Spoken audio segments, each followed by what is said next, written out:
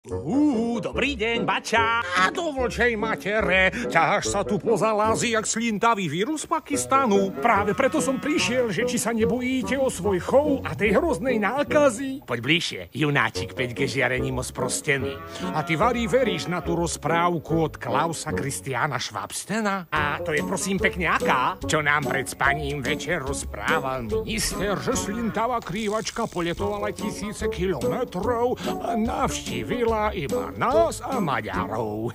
Musím sa ohradiť, to potvrdili aj vedci. Juj, novinárko môj z prestitúteli, tak ty varíš tým našim vedcom, čo už toho toľko natárali. Nemali by sme ich spochybňovať, sú to predsa kapacity, ale náhodou, úplnou náhodou, naši moci páni prednedávnom podpísali s Brazíliou zmluvu o dodávkach hovedzieho dobytka a tak naše mierumilovné kravičky môžeme vybiť z našich ohrozených lúk, hôr a lazov pre TV przniteľ Dalibor Škúľavý.